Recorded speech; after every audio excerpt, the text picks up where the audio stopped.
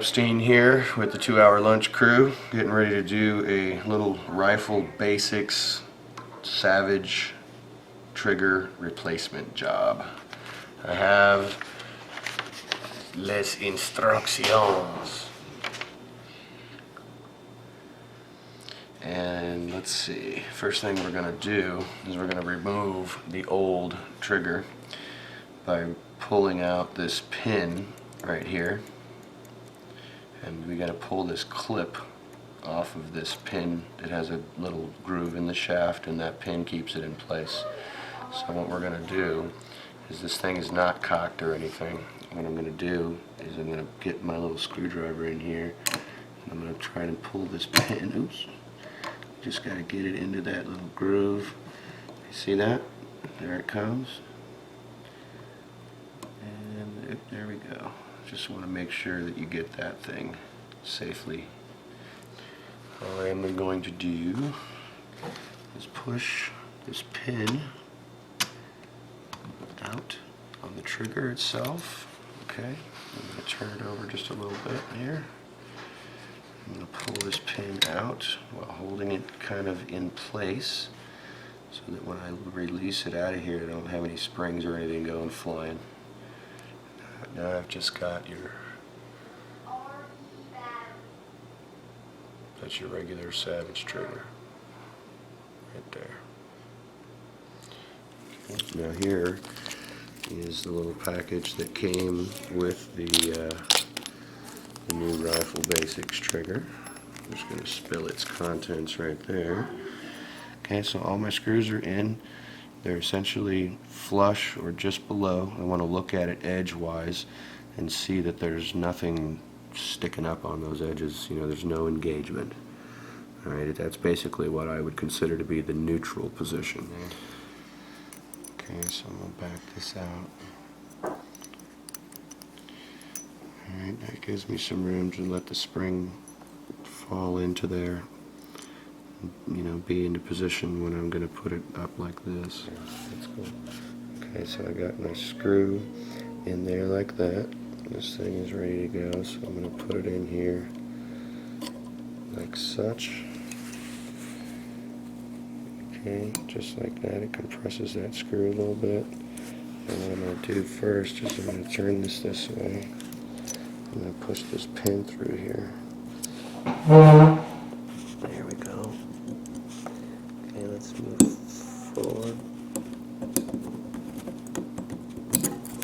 Come on now. Let's see. Alright, it's pretty much in place. Just gonna hold it down.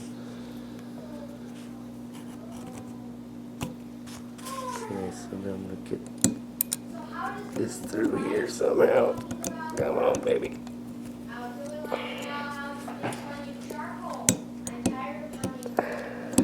There we go. Okay, the pin is through. Okay, we're going to put the bolt in. There we go. Alright.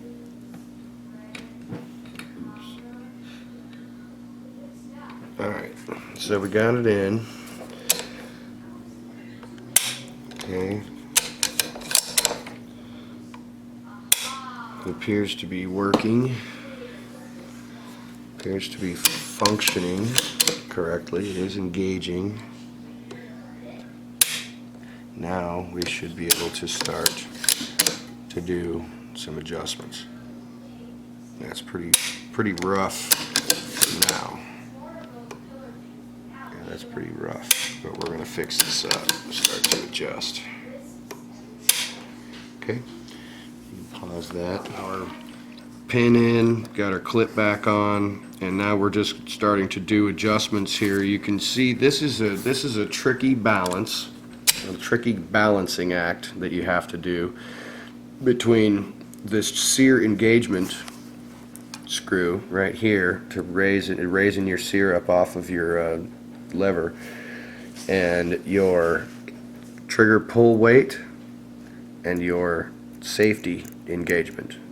Over travel you can worry about later, but for now it's a matter of pulling a combination together where you can cock the gun, and you got a good pull weight, but when you go ahead and cock the gun and put the safety on, you cannot pull the trigger anymore. Okay, and then when you put the safety back to the firing position, it doesn't automatically fire, because it will do that. Okay, so that's what you're going to do. Now what I'm going to do is I'm going to put it in the stock, and I'm going to tighten the stock back up, and then I'm going to slam it around and make sure it won't slam fire or something like that. But that trigger weight actually feels really good to me. That actually feels really nice. I like that better than the original Savage trigger that was in there with almost no adjustments. But that went from probably about 5 pounds to, I would guess, right now it's running at about 1.5, closer to 2 pounds. So what is finger tight torque for now? All right. Now that's firing. It's not slam firing. That's good. Okay, now we're going to put the safety to the safe position. It will not fire. Put it back to the firing position, and it does fire. We're going to cock it, let it bounce a little bit. I'm not getting good angles at all. No, I know, that's totally... Oh, that's ridiculously light. It's light, but not terribly ridiculous. Right. It's not as light as my 22. That, what was that? What was that trigger I did last time? I forgot who made that. Oh, I completely forgot. This is a local company, I believe. Might be. Anyway, so yeah, that works. It actually, all the features work. You can slam it on the ground and it will not slam fire. The safety operates correctly. All the adjustments worked. Got it all set up. The instructions that came with it are surprisingly simple and yet surprisingly accurate. I'd give it a C plus on the instructions. Yeah. It does give you the basic instructions. I would like to have a little bit more, but it is a rifle basics. It's basics, and it does give you the basic instructions, and it does work.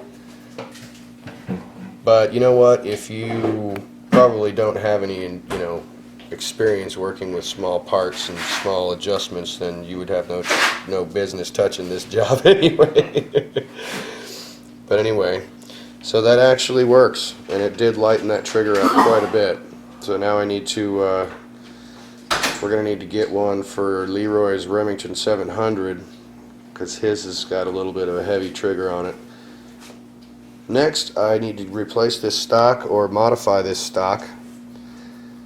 I'm still debating what's going to be cheapest and most effective, because you know me, I'm cheap and effective. Alright, cool, man. Rock on.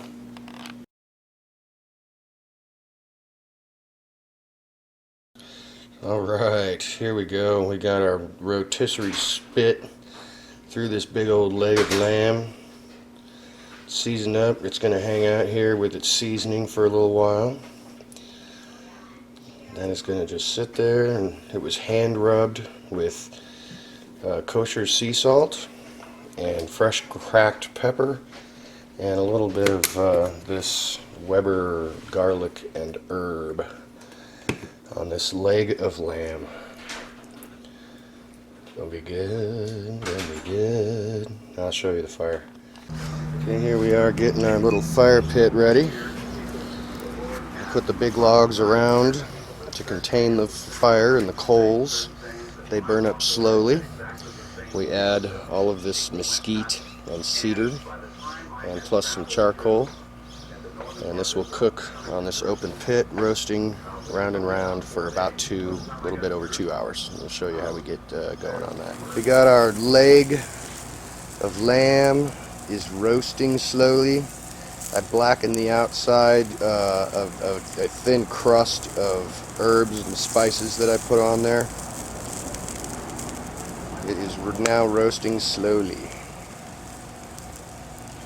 I put on a bunch of oil and spices and kind of blackened it around the outside to seal those spices up with the olive oil, the extra virgin olive, pure virgin olive oil.